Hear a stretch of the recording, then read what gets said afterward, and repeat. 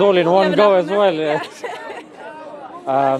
Yeah. So I was saying that, I'm sure you know, in certain situations, the scenarios, causing pain is actually a benefit.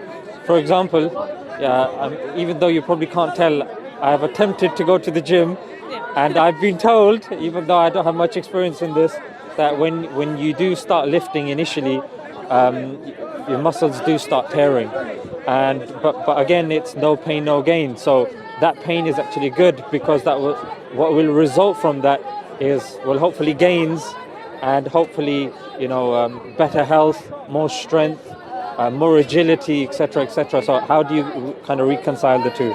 Well, I mean, it's obvious that pain has a utility, and that's why, I mean, we're evolved to have pain to avoid certain things. And I mean, pain has a reason. But that doesn't mean that, I mean, that's not the kind of suffering that I'm talking about. So just before you jump into that kind of suffering, so you're open to the fact that certain degrees of harm and certain pains can be good for you as well? I wouldn't necessarily say good. I'd say that they have their utility in creating a better life for you, but that doesn't mean that, the gains what you gain from that experience, I don't think makes life justifiable. So let's stick with the bodybuilding example. So you'd say it has utility, but that wouldn't necessarily improve your life? It's not that it wouldn't improve your life. It's whether or not that life is worth creating in the first place, just to sort of have those gains. Okay, gains from whatever small pleasure that you kind of get from that. Okay, you're talking about the beginning, right at the beginning when you're born. I'm saying that if we take the principle of pain and harm, and an example of that is going to the gym. Can you see that there is? You described it as utility. I would actually describe it as, I'd describe it as something positive, effective, good, because of. For example, if you're stronger, it gives you more of a presence. You're able to defend your family. You're able to, say, pick up the shopping. You're able to play with your child. You're able to it helps with the experience of life. So how I'm just struggling to understand how that can be deemed to be that experience in itself, not in the totality of things. How would you deem that to be something of negativity? Well, I mean, the pain, I think it's the pain that you experience doing that is negative, no matter what. It has a utility, but it's still pain. And I don't think that we'd be arguing in good faith to say that, suffering is a positive thing. It can lead to some better things in your life, but that's for the person who's already experiencing those things, if that makes sense. When you look at suffering, would you concede that we are viewing suffering using our smaller lens, our understanding of life and of experience? Often when we see pain and suffering, but when we ask the other person, they may not necessarily see pain and suffering like we're seeing it. For example, again, coming back to the gym example, somebody would say, you know what, I went there, I suffered and I struggled, I didn't like it. Therefore I came home and I'm not going to go there again. However, if he goes to another person who loves going to the gym, because again, the more you kind of discuss and you unpack this, you realize that just going to the gym, for many people, it becomes like once you get past a certain stage, you get a release of endorphins, you get confidence. I would argue that the positives significantly outweigh the minute nature of the harm or the negative that you get from there.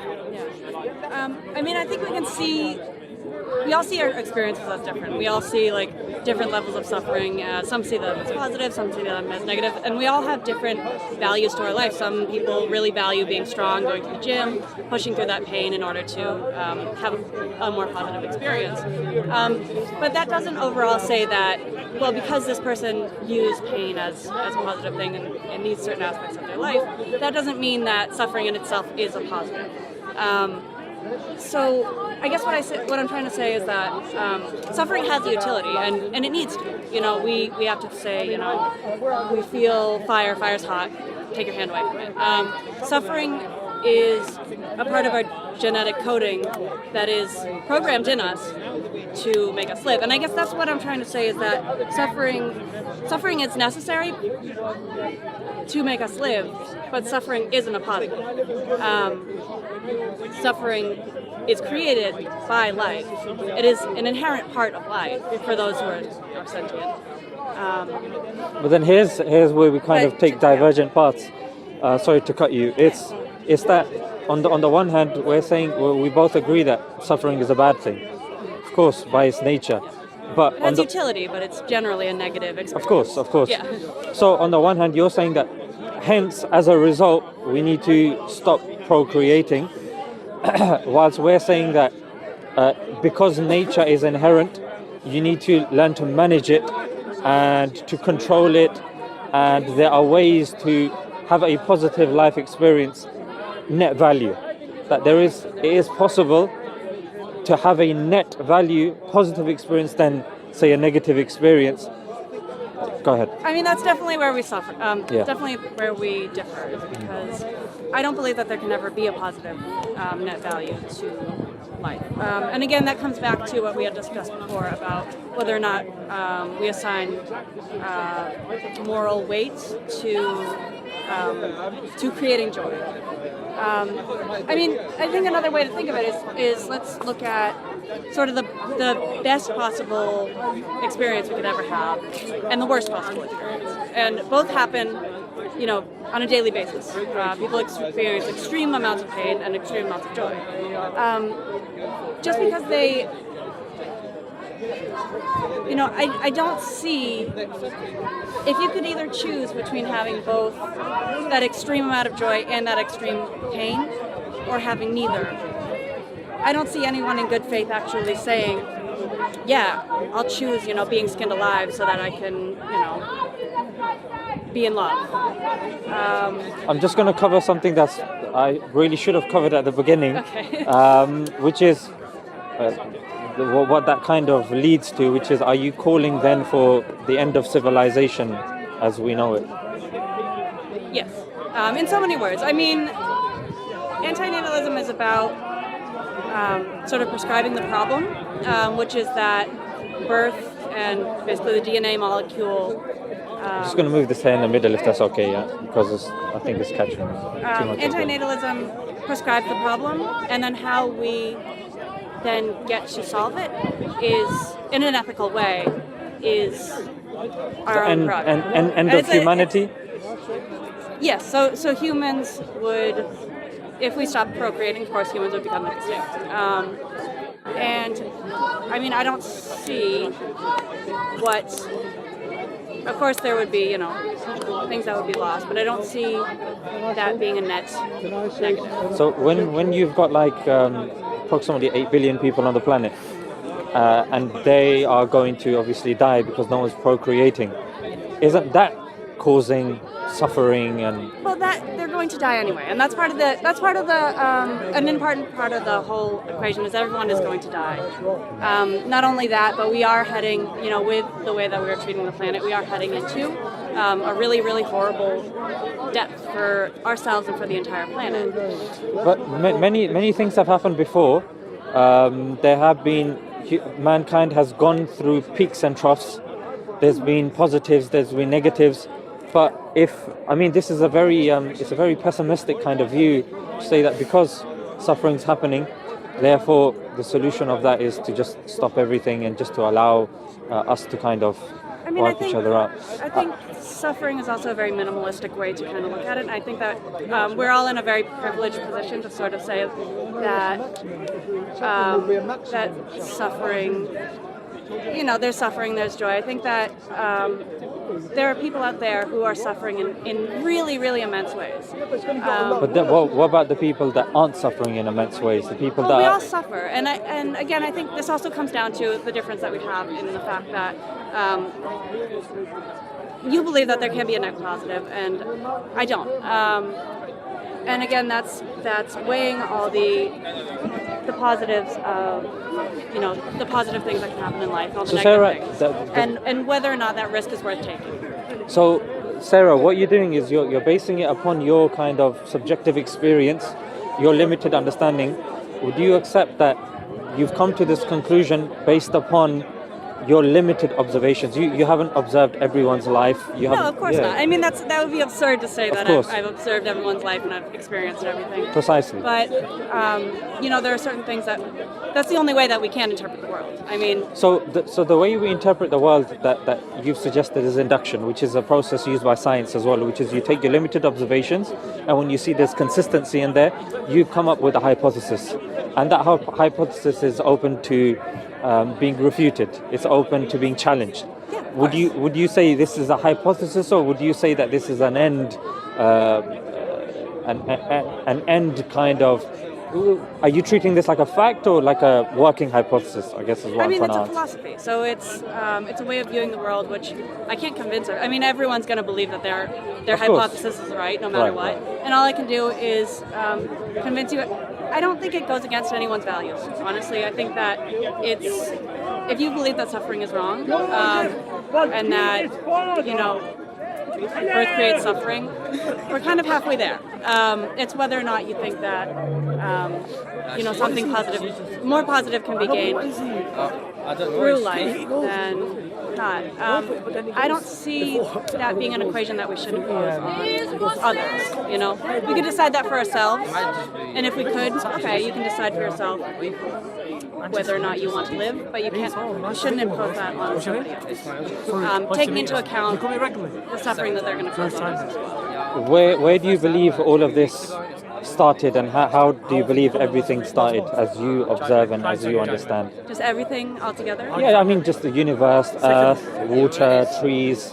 Yeah, I mean, I'm an atheist, if that's what you're going for. Believe in the Big Bang. Just a cosmic soup that created us. It was nothing intelligent. We came to be through just brute forces sort of mashing into each other. So out of the options, do you believe it came from nothing? It created itself? I mean, you've said you don't believe that there's an agency, so I'm assuming there are two options. If there are more than these two options, feel free to let me know. One is that it created itself, the universe, or the other one, it was created from nothing. I mean, I don't know. I'm not a scientist. I couldn't tell you. No, this is not. This is again just like this is a hypothesis of yours, a philosophy of yours. I'm merely just trying to understand the mind of Sarah. I'm not going to pin you down and say, "Haha, I've got you." I'm not here to do that. We're just here to have a conversation and just share and exchange ideas. So I'm just trying to understand your worldview, because to understand where things are going, it's very important to understand somewhat the beginning as well. So would you say that from your understanding, from your atheistic understanding, it came from nothing, or it created itself, or do you think there's something else that possibly I haven't mentioned that you believe in? I mean, I suppose it came from nothing. Nothing could exist before. So when we look at nothing by definition means the absence of something, isn't it? No thing means the absence of something, isn't it? Yeah. So from nothing, something emerges. It's a contradiction, isn't it? Sort of, in a lot of ways, yeah. I mean, we can't really know for sure. We can only And that's fine. Yeah, of course. But what I'm saying, yeah. I mean, what do you believe? I believe out of the three options, the inference to the best explanation is if we look at the universe coming from nothing, again, that's a contradiction. If we say that the universe created itself, again, that's a contradiction because it presupposes a universe, isn't it? So the universe created itself. So the universe created itself presupposes the term universe. It's like picking yourself up from your bootstraps. It's not really possible. Yeah. Our mother giving birth to herself. So I'm saying that the plausible explanation is, and this is again through whether it's rationality, even philosophy as well. You've got the likes of Leibniz and Kant and Aristotle. They didn't necessarily have an issue with believing that there was something at the beginning, that there was someone at the beginning of the chain. So for me as a Muslim, I believe that there is.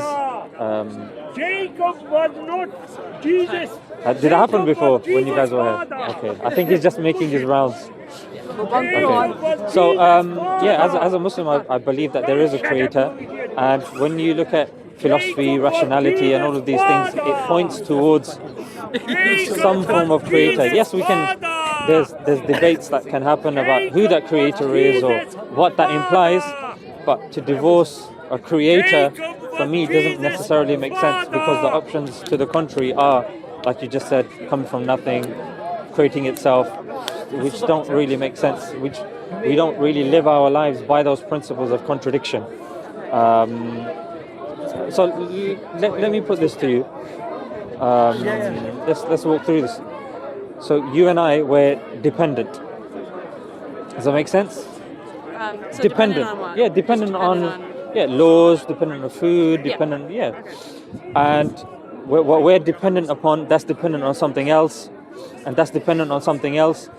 So as the chain of dependency goes on, it's implausible to assume that there is an infinite regress of dependent things. Yeah? So logically, rationally, there has to be an end to that chain for us to even exist. I'll give you an example. If, for example, if I'm to throw this glove, I have to ask his permission. He has to ask his permission, he has to ask his permission. If it goes on ad infinitum, would I ever get to throw this glove? I wouldn't. So there has to be somebody at the end of the chain to say, you know what, stop, yes. And then it comes, yes, and then I get to throw it. So my argument is very simple. It's that you cannot have an infinite regress of dependent things. Otherwise, us being a dependent thing, we wouldn't be able to exist. What do you think about that? Does it make sense to you? It doesn't make sense to me. Feel free to challenge it. Yeah, I mean, I don't think that's. I mean, the way that we kind of look at these things is like the Occam's razor, which is just the easiest possible explanation. Not the easiest possible explanation, but the explanation that includes the least possible jumps. I don't see religion that way. But again, everyone's free to practice their own. Of course. And I wouldn't really. I don't really argue based on religion because it's just not. Again, it wouldn't really be in good faith for me to, because I'm an atheist. But I mean, I just don't. I don't think that's the easiest possible explanation, or the most logical for me. So you believe that there is such thing as infinite regress then? I mean,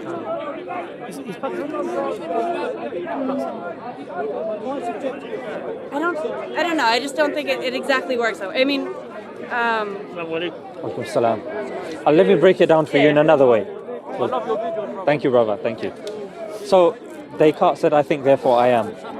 Yeah. So for us to even be speaking to each other, we have to presuppose existence. There are three forms of existence: contingent existence, necessary existence, or an impossible existence. Yeah, we take impossible existence out of the equation because obviously it's impossible. Yeah, then you got contingent and you've got dependent. Sorry, you've got contingent and you've got necessary. We are contingent beings. We rely on something else. Yeah. And if you continue that on, because that actually goes in line with Occam's razor, because as Occam's razor says, that sometimes the simplest answer is the best answer. But again, sometimes not always the case. So here, when you look at the thing that's around you and yourself as well, you say you're dependent. That's dependent on something else. That's dependent on something else. And if we now start saying there's two options now, either there's an infinite regress or there's an end to that chain, based on your criteria of Occam's razor, it makes sense to say that, you know what, an infinite regress doesn't make sense because it would lead to other absurdities, contradictions. In fact, what is infinity? There's no such thing as a real life infinity.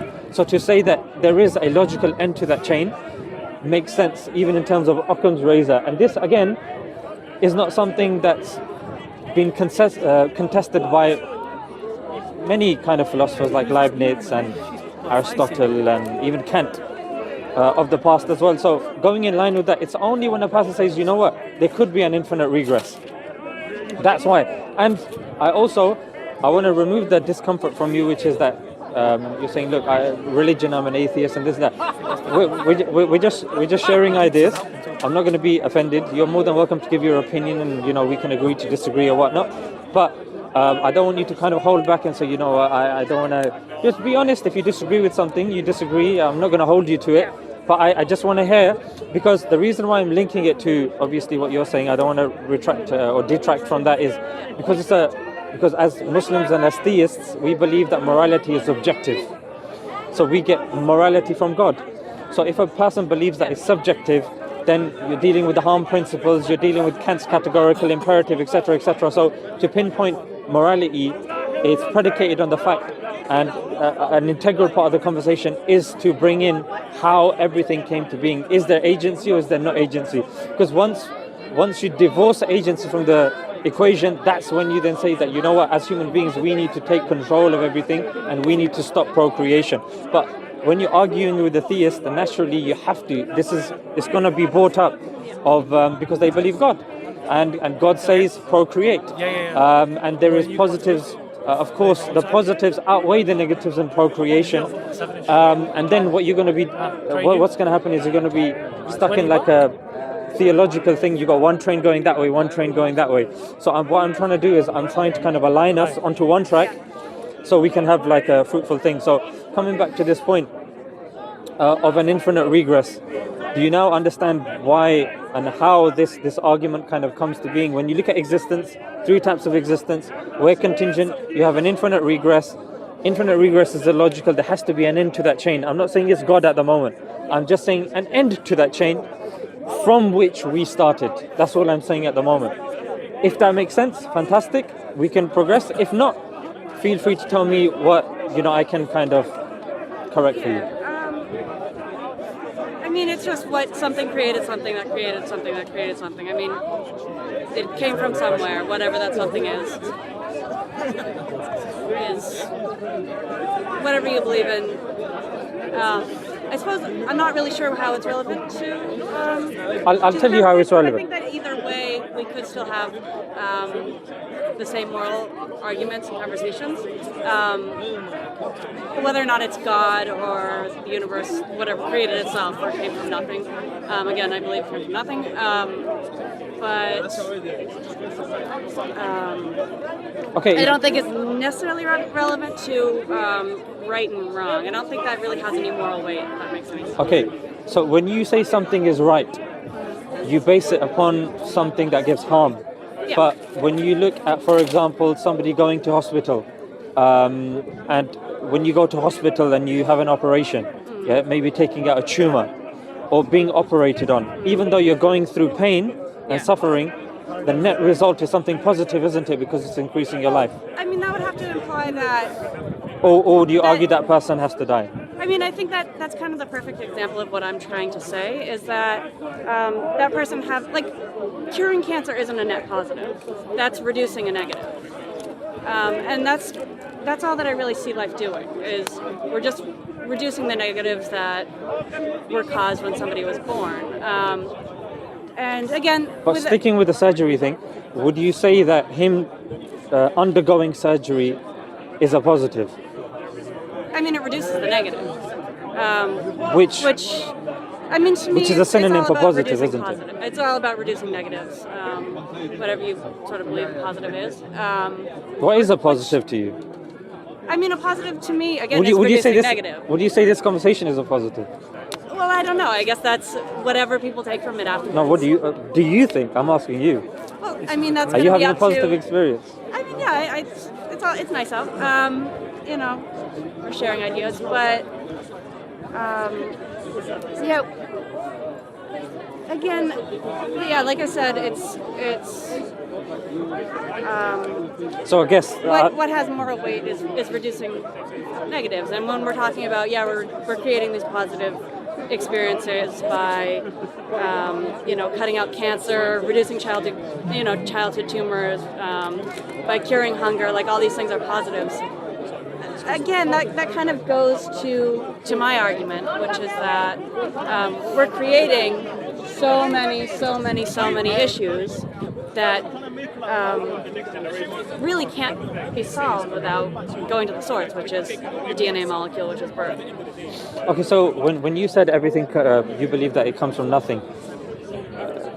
So taking the DNA as an example, it's a lot of information, yeah?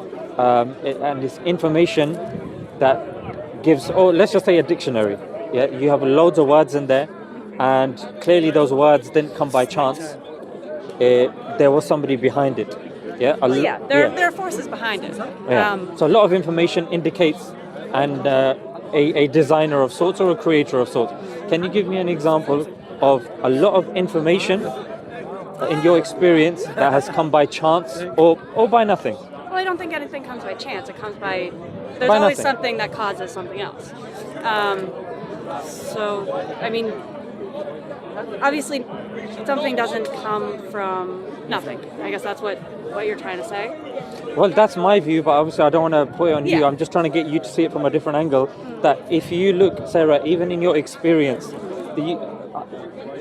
in my limited experience that I've come to the park, no one's ever given me an example of a great deal of information that just sporadically just pops up, and that's indicative of design. So what I'm saying is that if you take the inference to the best explanation, you look at yourself, you look at the symmetry of your face, you look at the functions of your organs and your body parts. They all have a function.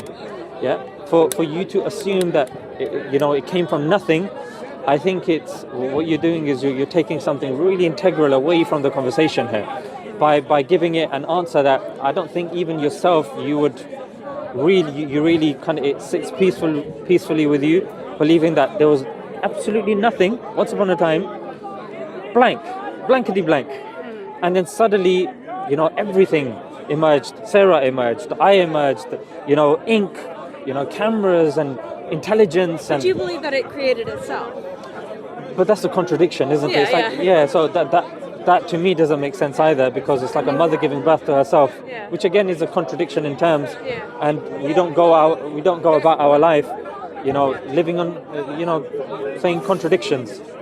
So there's a degree of rationality and logic to kind of our existence as well. You'd have to ask someone who studies this kind of stuff. Probably not kind of a random person on the street who's into philosophy. But philosophy actually delves in these Well, I things. think that's more of a scientific question. Where the world came from, where the Not Big necessarily. Bang came from. And I mean, it can be a largely religious question. People answer it that way. I choose not to. Science. I encourage people not to, but Science answers the how. I would argue religion answers the why. well, religion or for me, philosophy. Philosophy is the study of various ideas, and one of those ideas incorporates religion, which is God. So philosophy will challenge the ideas of a God, no God, etc., etc. What science tends to do is science tends to formulate, descriptivize what's around us. For example, forces. Forces describe how things happen. Forces don't cause things to happen. The Big Bang is a mechanism. It's not agency. So explaining how things are happening, that's fine, but it doesn't explain away the designer of said thing. And I guess the point that you were saying was, how is this relevant? And I think we kind of started this conversation a couple of times, but we got kind of derailed, which was that it's relevant, Sarah, because when you're talking about morality, either there's objective morality or subjective morality. Objective morality, the only way you get objective morality is from God. Well, I disagree with that, because Sure. I believe that Feel free to jump in, but if I just finish the point, just so you don't think that I'm taking you on a different tangent, objective morality, I believe, and you're more than welcome to challenge that a bit later on, which is you get that from God. Subjective morality, if you're basing it upon a semi-harm principle, reducing harm, but even harm is subjective. It's subjective on cultures, it's subjective to communities, and even how people see suffering as well. Some people see suffering as that which, makes the man, or suffering that destroys the man. Some suffering that comes from God, if a person believes that they have a purpose and that there is a life hereafter, then this suffering is a means of them getting to the life hereafter. This is not the life. However, Sarah, if you believe that this is the only life, that this is it, then do you see that then there is going to be a bit of a clash, because what you're doing is you're dealing with somebody that believes that there is an afterlife, that there is a purpose, that there is a God, as opposed to somebody that believes, look, there is no purpose, comes by itself, contradiction, there is morality, but again, that morality, no two people will agree on that morality. Because let's just say you might say, okay, I'm going to go down there, I'm going to shout. I might say, you know what, I'm not going to go there, I don't want to shout. But again, if you look at the context, there's a child that's about to cross the road. You shouting can save that child's life. Or, according to your worldview, reduce the negative. But regardless, some person will see that pain of the vocal cords being strained as a positive, because I think even reducing the negative is a positive. Yeah. So those are examples like I- surgery. Surgery is an example that I gave. Even, sports, somebody that, will become stronger at the gym. These were examples that I gave of things that incur suffering but have a reduced or have a net positive, or even even a general positive as well. That was in essence where I was leading the conversation. Go ahead. Yeah, I mean, I guess there was a lot to sort of respond to that. But I guess starting with, there's so much. Objective, subjective morality. I would say.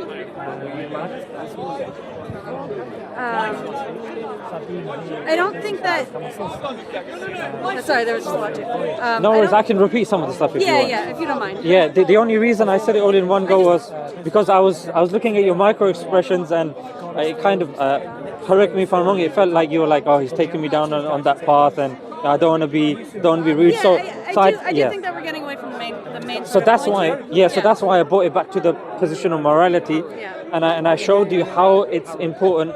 Regardless, if we don't talk about God, talking about morality itself will be pointless. Yeah, it's like a heart can't survive by itself.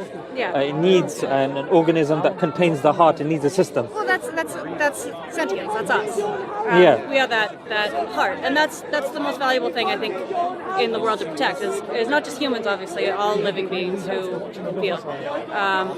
How can you protect something when you're calling for its mass extinction? Well, that's the whole point. Once we are here, we exist, and we can suffer. Therefore, we are important to protect. Those who aren't here, because when you say extinction, it's this big sort of scary big scary word that kind of carries all these. I'm not. You can give me a synonym if you want. Well, I'm not happy. Extinction is fine. I think it's fine to use that word. It's not, a swear word, whatever.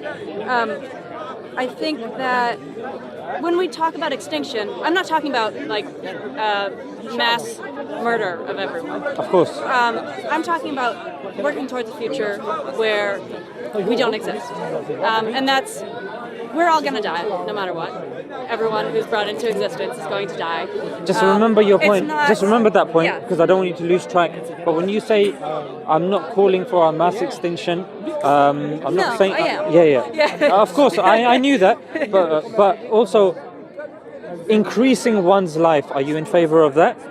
So the people that are alive, okay. Yeah. Let's Have the put- best life that you have, possibly. So surgery and stuff like Yeah, that. of course.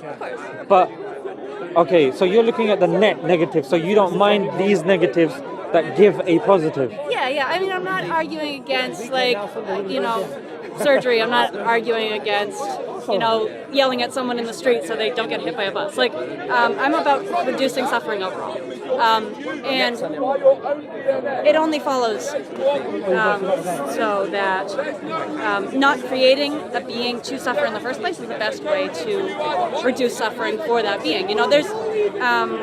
What about unintended pregnancies? I mean, that's a whole other issue. What I feel about abortion. No, just unintended. Two people that copulate and they don't intend to have a child, but a child emerges. Well, I think that it doesn't really. Their intentions don't really have any bearing on that child and their life. I think that most people put more choice into what to watch on TV than whether or not they want to have a kid, and that's the biggest choice that you can possibly make. So you're pro-contraception, yeah? Oh yeah, absolutely. Yeah. So that's a moral standpoint in itself, Yeah. isn't it? So what about if you're using contraception, but that contraception doesn't work and you conceive? Yeah, and you made you had an accident and something really terrible happened. I think that has the same moral weight. You did the best that you could. I mean, these are just things that happen. That doesn't have anything to do with what's right or wrong in morality. Would you say you're a happy person? I mean, in a lot of ways. You know, I'm comfortable. I have a decent life. Like, I'm very, very privileged, and I understand that, and I know that there are many people and other animals in this world who live excruciating lives. So you're having a happy life. Yeah, generally. I mean, not everyone's happy all the time. You know. How do you judge? For what to you, if you were to see somebody, what to you would seem that they're unhappy? I mean, to everyone has. That's hard to say. I'll give you an example. But I'll give you an example through an analogy of sorts, which is a king. He was with his, his fan club, and they were going, and they saw a farmer asleep under a tree, and he said, "I would give up my wealth and I would give up everything, just so I could swap my life with that farmer, so I can have a peaceful night's sleep, just like he's having." So, the thing that we take away from that is to each their own in terms of pleasure and pain, but to say that, you know what, the whole of humanity, it seems to me that they are, that there's mass suffering. Look, you only appreciate night because of day, happy because of sad, tall because of short. As human beings, we are people of contrast. Without contrast, we fail to kind of, it's not how we're wired. It's not how we kind of live our lives. It's only if you failed an exam once, you understand what failure feels like, then you're going to work harder next time. If you've only undergone success, then to you, it's not going to be, do you see?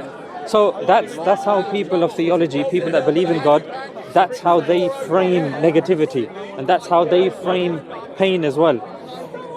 And a child, and that's fine. I mean, however anyone perceives pain in their own life is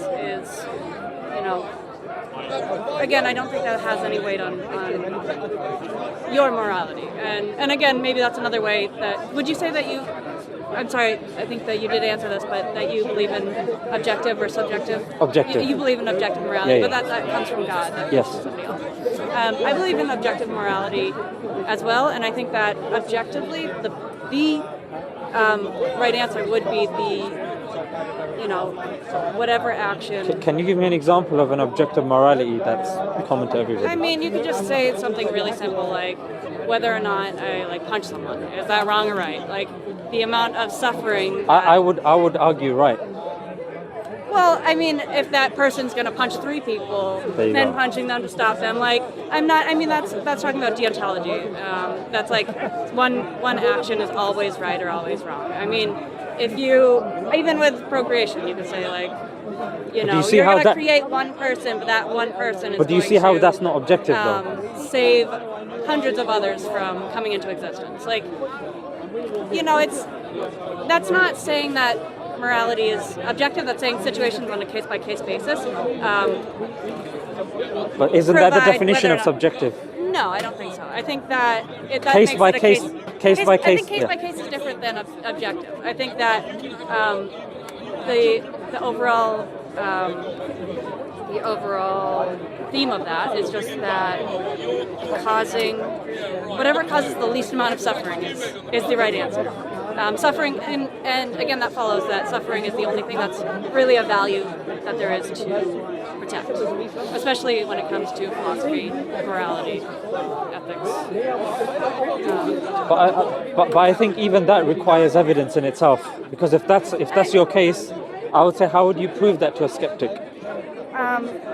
Feel pain. And if a person feels... That's it. No, but... you have a bad experience. Not necessarily, experience Sarah. True suffering. I mean, experience an excruciating death and say whether or not, it would be... whether or not you want it to stop. I think that it's... But here's where agency... Sarah, here's where agency does matter. Because if you believe that there's pain, but pain is made from random molecules coming together, and it's a experience that it's not linked to any morality or any theology or any God, then that would be an issue. But if you believe that pain is a consequence of life, and the pain is in the control of the creator of everything, and he can alleviate that pain, and or that pain can be a means of a great deal of pleasure later on, for example, paradise, or for example, like I was born without a father, I didn't have any siblings, violins, whatever. But then afterwards, the experience that I gained afterwards of standing on my own 2 feet, learning from experience, studying even what you're talking about as well, a bit of philosophy, a bit of science, etc., understanding, and then helping and assisting other people, I feel, to me, that's given me a great deal of happiness. Yeah, that's great. Yeah, that's really and something worth doing. Yeah, and what I'm trying to say is, according to my worldview, and that's why I think the God question is very important. Because if a person believes in God, then to me the net or the belief is that, generally speaking, God doesn't burden a soul more than they can handle. That's a principle, and that's a principle that, of course, but that's, do you see? But here's the interest, and that's why I undercut that, and I tried to undercut that towards the beginning by discussing God, because I believe that you cannot divorce God from the equation, because you can't. But yeah, the thing is, even if we're speaking, even having a discussion, I would argue even you can't either, because of this. Because when I was talking about infinite regress of dependent things, you would have to resort to absurdities to take God out of the equation, or to say, you know what, let's just deal with the morality for now, because either you would resort to saying, you know what, it came from nothing, or there can be such thing as an infinite regress. I don't think that's more absurd than saying that God created it. Like, in all honesty, you don't have to. You can say what you want to me. I'm not going to be offended, Sarah. It doesn't. Say what you feel. That's why I've come to you. If I'm giving a few, I don't mind receiving a few. Yeah, you know what I mean. So yeah, you can be at ease. You think it's absurd? Okay, I would say the inference to the best explanation, according to any and every experience that we've had, is that when we see design, it implies a creator. And when there is not a single example, when we've seen design and we've concluded that there is no designer, I'm saying that the inference to the best explanation and the logical explanation, whether you ask, you refer to Occam's razor, or whether you go to the contingency argument, or whatever it is, I'm saying all of these forms of knowledge point you towards a creator. None of them point towards something coming from nothing. Go ahead. I mean, I'm not here to argue about religion, to argue about who created the universe, But as Sarah, an atheist. But Sarah, it's going to come up. If you're saying, look, procreating requires a moral justification, and morality itself is subjective. But why doesn't it? Why does it not require a moral justification? Because even if you take morality out of it, it's a biological imperative for the survival of mankind. Yeah, of course it is. And again, that's like suffering is a biological imperative. We need to suffer. We need to procreate in order to keep going. But why? Again, But why is a question of philosophy, isn't it? Why is a question of religion? And when you divorce religion out of the question, you can ask somebody else to answer the question for you, or you can answer it for yourself based on what you know to be right and wrong. And I mean, I think that that's something that we need to. Whatever you believe in, you need to also answer for yourself whether something is right or wrong. If you can't challenge your beliefs, you're never going to really answer or understand those questions for yourself. So no matter what you believe in, you need to ask yourself, is what I have been taught by the Word of God, my culture, whatever it is this right? Do I know this to be right or wrong? So that's why, I don't think that the question of whether or not God exists is necessarily relevant. I can't have... The point that you said about questioning, the point that you said about questioning, just so I don't forget that, is that, look, by all means, if you are searching for God, you're searching for theology or whatnot, you need to question at the beginning. Yeah, you need to question if there's a God, you need to question revelation, you need to question prophethood, but Now, what you're doing is you're moving the dial slightly, because let's just say I have questioned those three things, and I have seen them to be philosophically, rationally, empirically, in terms of history, etc., to be correct, and I have concluded that inference, or the best explanation, is a God. It therefore necessitates that then whatever God is saying is the truth, is the moral superior, because there is a God. If a person disagrees that there's a God, then of course the question needs to be on if there's a God or not. But if it can be proved, and if a person accepts that there is a God, evidentially or whatnot, and that's done, to then question, okay, I believe that there is an all-knowing, all-seeing creator of everything, but he got it wrong here. It's a contradiction. It doesn't make sense. Do you see? That's why it's so important. And I see what you're saying. Question existence of God and all that. By all means, that's what we're here as well. And that's why I'm saying, you can ask me questions on the existence of God as much as you want. Yeah. However, once we've established the baseline and we've established that there is a God, He sent the Quran, He sent the Prophet Muhammad, peace be upon him, then to say that, okay, but this thing that he said about the Quran, I think we can answer better than him. To me, that doesn't necessarily make sense. That's brilliant. Well, we can agree to disagree on Of this, course, and I'm of not going course. to change your Of course. attitudes, and it seems like you're not really going to change your attitudes either. So But I think with these conversations, it's interesting because it widens our perspective. We get to see and experience things from different angles. It's not necessarily about convincing anybody or getting them to kind of see your thing. I know I'm not going to convince everyone, and you know that you're not going to as well. Of course. So with that, Again, So we're again, getting away from the main argument. yeah. So I would argue, Sarah, the main argument is not about somebody else giving birth to a child. It's about you. Yeah. It's about Sarah. It's about how you came into the world, where you're going. Because look, Then would you say that we don't have any imperative whatsoever to help others? Not necessarily. We should only control our own lives, because what I'm saying is that's a part two. Part one is when you're speaking to any skeptic, Sarah, the one thing that you have to get them to accept is that they exist. Because if they don't believe that they exist, the conversation is futile. So it starts with thyself, and that's why even Descartes said his famous cogito ergo sum.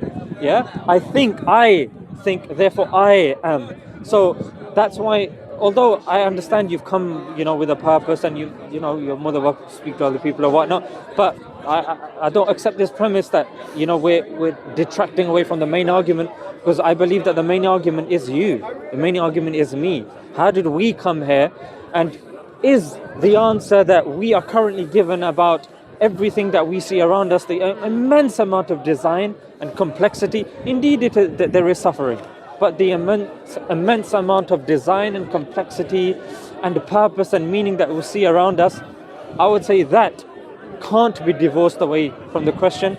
And when you do speak to other people today, you'll see this as well. Yep. This will constantly come up in the discussions, because that's why I don't really go down this, because I don't. And that's fine. Talk about But in order, I'm not going to change it. Like, if you're religious, I'm not going to change that, and you're not going to change the fact that I'm not. And I don't, like I said, I don't think that. Of course, it has a really significant bearing in the sense that I really can't convince people who believe that they already have the answers. But you can challenge those views. You can challenge the premises. That's why obviously we're all here, because we believe that we can spread these memes, we can get the word out there and get people to kind of question the way that they think, and that's really important. But I don't think that we should necessarily go too far down that road, because. I would say it's that, and in this particular conversation, I think that's fine. Kind of come to a head.